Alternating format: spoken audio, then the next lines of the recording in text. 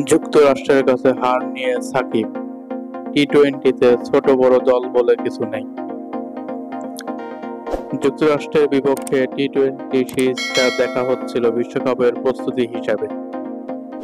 এই সিরিজে হবে নানা পরীক্ষা-নিরীক্ষা, এমন কথাও শোনা গিয়েছিল। পরীক্ষা-নিরীক্ষা দূরে থাক, এখন তো ডবল ধুলাই এড়ানো নিয়েই ভাবতে হচ্ছে বাংলাদেশকে।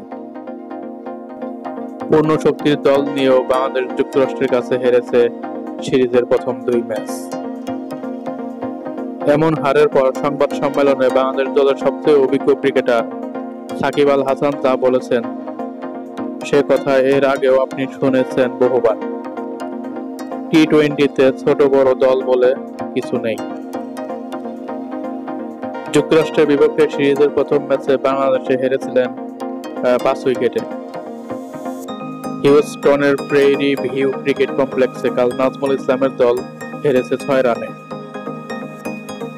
যে কোনো সংস্করণেই এই প্রথম তারা কোনো টেস্ট খেলুড়ে দেশকে সিরিজ হারিয়েছে। সাকিবের কাছে এই হার হতাশার। তিনি অবশ্য যুক্তরাষ্ট্রকেও কৃতিত্ব দিচ্ছেন। অবশ্যই এটা হতাশার, আমরা এটা আশা করিনি। যুক্তরাষ্ট্র দলকে কৃতিত্ব দিতে হবে, তারা যেভাবে খেলছে।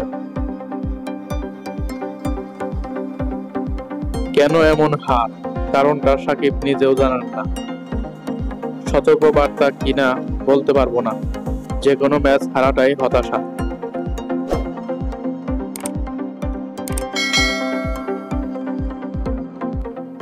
আমরা ভালো ক্রিকেট খেলতে পারছি না, আমি বলতে পারছি না সমস্যাটা কোথায়। এটার উত্তর আমার কাছে নেই। আমাদের কেউই আশা করেনি 2টি ম্যাচে হেরে যাব। সমস্যাটা কোথায় সেটা আমি জানলে দলকে বলতাম। দল অন্যরকম পারফরম্যান্স করত। আমাদের বিশ্বকাপ খেলতে হবে, যেহেতু আমরা আমাদের মতো করে খেলতে পারিনি, তাই এই সিরিজটা আমাদের জন্য সতর্কবার্তা হতে পারে। সাকিব আল হাসান বলেন, আমার মনে হয় না প্রথম ম্যাচে আমরা ওদের হালকাভাবে নিয়েছি। হতে পারে যেটা করতে চেয়েছি তা করতে পারিনি। দ্বিতীয় ম্যাচে একই ঘটনা ঘটেছে, আমরা মাঠে পরিকল্পনা বাস্তবায়ন করতে পারিনি। পিচ ততটা বাজে মনে হয়নি, আমাদের ভালো ব্যাটিং করা উচিত ছিল। তো এই ছিল সর্বশেষ আপডেট। সামনে আরো নতুন আপডেট খবর পেতে অবশ্যই আমার চ্যানেলটিকে সাবস্ক্রাইব করে রাখবেন। সবাই ভালো থাকবেন, সুস্থ থাকবেন। আল্লাহ হাফেজ।